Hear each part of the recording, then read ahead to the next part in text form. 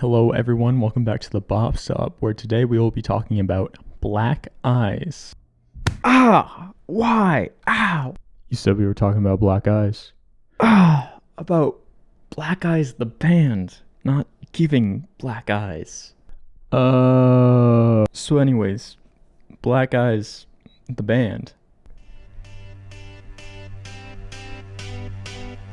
What are you doing?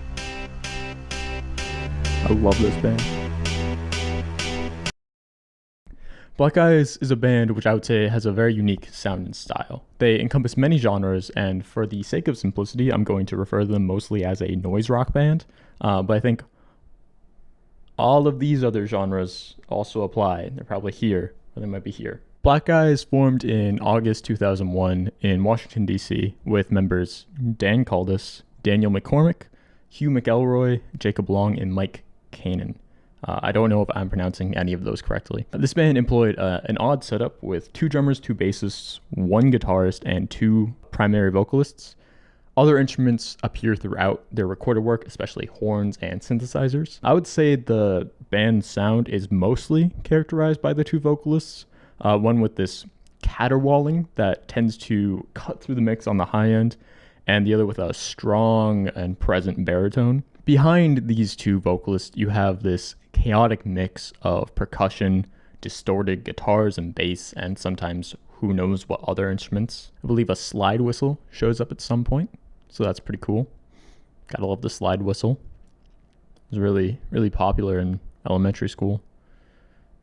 Black Eyes released their first record in April 2003, a 10-track self-titled project clocking in at just over 30 minutes. When I first heard this record, many years ago, it definitely did not click for me, but I still found it super intriguing. Admittedly, some songs such as Day Turns Night still don't click, but over the years, the band's unique sound, catchy vocals, and writing style have made this one of my favorite noise rock records. I want to mention a few tracks off the record that I think you should check out, and if you like them, definitely give the whole record a listen. The first one I have to mention is Deformative, which has become somewhat of an underground hit, I guess.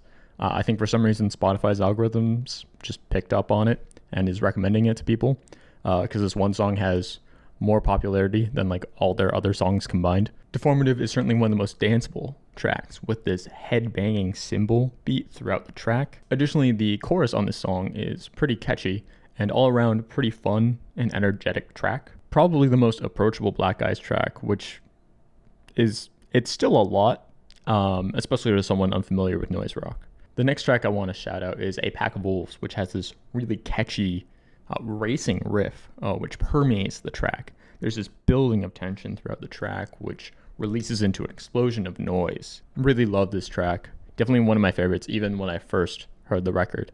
Finally, I want to talk about the track Letter to Ruel Peck, which closes out this album. If you don't know who Ruel Peck is, look him up. This track may be one of the most toned down instrumentally, like the vocals really speak for themselves. And I really do love the vocal performance on this track, with both vocalists shouting the chorus. This may also be a good time for me to mention the lyrical themes on this album. The lyrics are often cryptic, sometimes quoting or referencing other poems, or making points in an abstract way. Letter to Ruel Peck is about politics and recontextualizing perspectives on politics.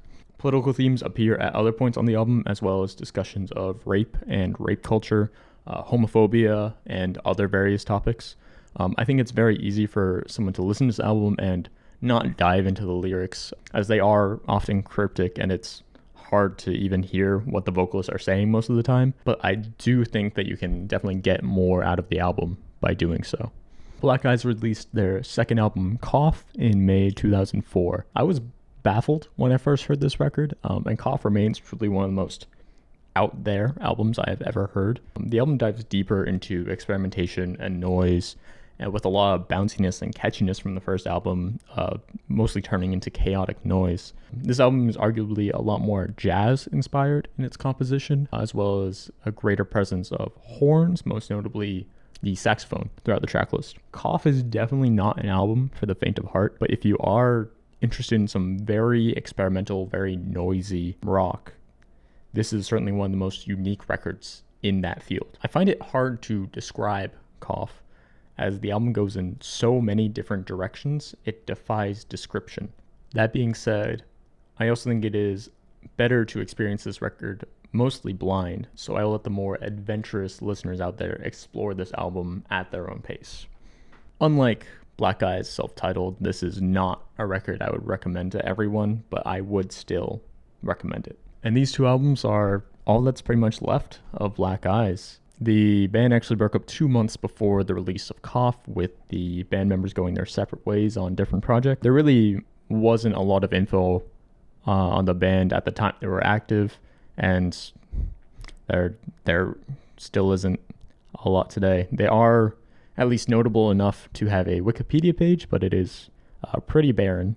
However, I think Black Eyes are a band worth listening to, and maybe if you want to hear something new, I would recommend checking them out. Thank you for watching, and please like, comment, and subscribe for more content in the future. Let us know what you think of this series and if there's any bands you want to see us talk about. Also, if you've given Black Eyes a listen, we'd love to hear your thoughts in the comments below. I hope you have a good day.